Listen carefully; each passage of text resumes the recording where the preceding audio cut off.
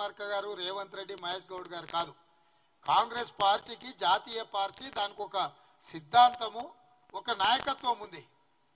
సిద్ధాంతపరంగా పూర్తిగా భారతీయ జనతా పార్టీ మీద పోరాటం చేస్తున్నదే కాంగ్రెస్ పార్టీ. ఆ భారతీయ జనతా పార్టీని గద్దెదించడానికే రాహుల్ గాంధీ గారు కన్యాకుమారి నుంచి కశ్మీర్ వరకు పాదయాత్ర చేసిండు. ఈ రోజు మణిపూర్ నుంచి మహారాష్ట్ర వరకు వారు మళ్ళీ రెండవ విడత యాత్ర మొదలుపెట్టిండు.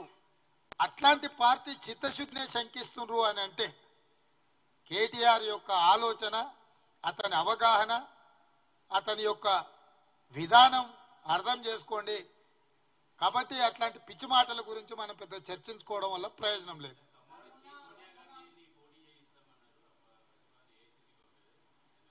చారి గారు, తెలంగాణ రాష్ట్రం నుంచి సోనియా గాంధీ గారు పోటీ చెయ్యాలని ఏకగ్రీవ తీర్మానం చేసి పంపించినాం. మీరు దానికి ఖమ్మం తోడు చేస్తారు, అది మరి మీరే చెప్పాలి, మీకు ఎక్కడి నుంచి సమాచారం వచ్చిందో. ఇప్పటికి కూడా మా తీర్మానానికి మేము కట్టుబడి ఉన్నాం. ఇప్పటి సమావేశంలో కూడా మేము అందరం చర్చించుకున్నాం. ఈ తెలంగాణ రాష్ట్రం నుంచి శ్రీమతి సోనియా గాంధీ గారు రాబోయే ఎన్నికల బరిలో దించాలి. మా బట్టి విక్రమార్క గారు స్పష్టంగా తెలంగాణ సమాజానికి విజ్ఞప్తి చేసిండు. సోనియా గాంధీ గారు నామినేషన్ వేస్తే ఏకగ్రీవంగా ఎన్నుకుంటేనే తెలంగాణ ప్రజలకు ఇక్కడ ఉండే పార్టీలు గౌరవం ఇచ్చినట్టు. సోనియా గాంధీ గారు నామినేషన్ వేసిన తర్వాత వారి మీద తెలంగాణ బిడ్డలు ఎవ్వరూ పోటీ చేస్తారని మేము అనుకోవడం లేదు. మనమందరం, మీరందరూ కూడా సోనియా గాంధీ గారి ఏకగ్రీవ ఎన్నికకు సహకరించాల్సిందిగా మీకు కూడా విజ్ఞప్తి చేస్తున్నాం.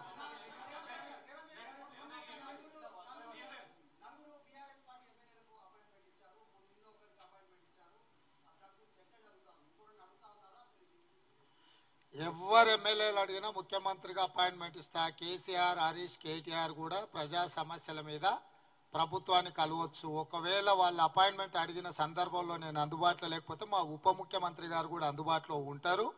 స్పష్టంగా ప్రజల సమస్యల్ని పరిష్కరించడానికి ప్రతిపక్ష ప్రజాప్రతినిధులుగా వాళ్ళు ఎప్పుడైనా రావచ్చు, కలవచ్చు, ప్రజా సమస్యలు మా దృష్టికి తీసుకురావచ్చు. వాటిని పరిష్కరించడానికి ప్రభుత్వం ఎప్పుడు ప్రయత్నం చేస్తూనే ఉంటుంది.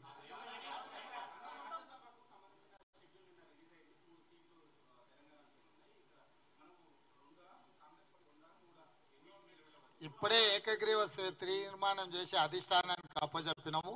తప్పకుండా మీరు అడిగిన ప్రశ్నను అధిష్టానాన్ని అడిగి సమాధానం మీకు చెప్తాం.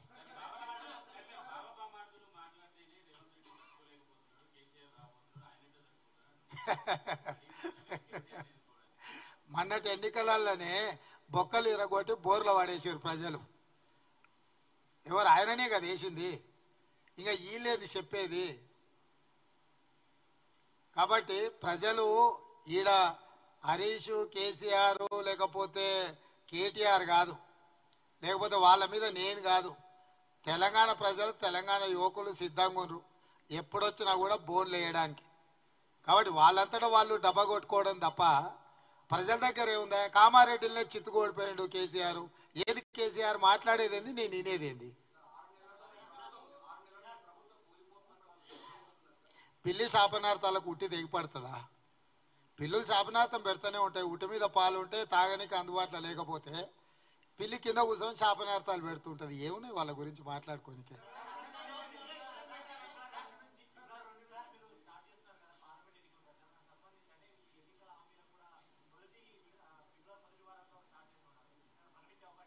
డెఫినెట్గా అసెంబ్లీలోనే ప్రకటిస్తాం. అసెంబ్లీ వస్తూనే ఉంది కదా.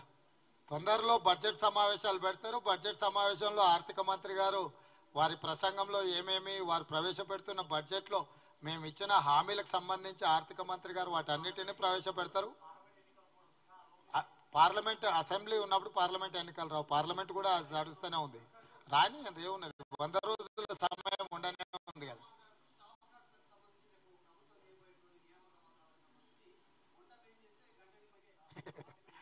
ఈ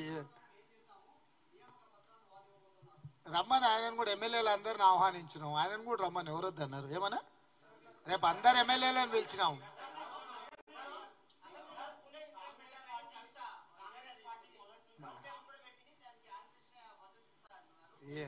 వాళ్ళు వార్ రూమ్ పెడతామన్నారు గతంలో, గట్లనే ఉంటుంది ఇది కూడా వాళ్ళ సమావేశాలు.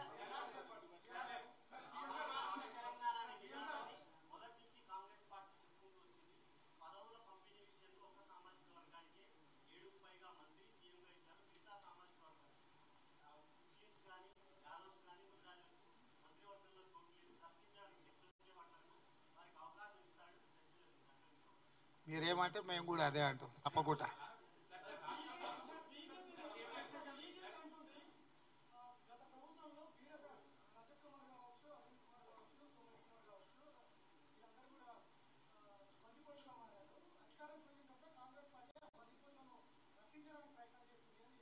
ఎవరంటూ ఎవరన్నారు చెప్పండి. వాళ్ళదే కేంద్ర ప్రభుత్వం ఉంది కదా, వాళ్ళని పట్టుకోని ఐఏఎస్లు ఐపీఎస్లో సిబిఐ కింద విచారణ చేయొచ్చు. కేంద్ర ప్రభుత్వం డిఓపిటి వాళ్ళ దగ్గరనే ఉంటుంది, స్టేట్ గవర్నమెంట్ దగ్గర ఉండదు. కిషన్ రెడ్డి గారిని వాళ్ళ మిత్ర బృందాన్ని బందిపోటు దొంగల్ని పట్టుకొని శిక్షించమని చెప్పారు.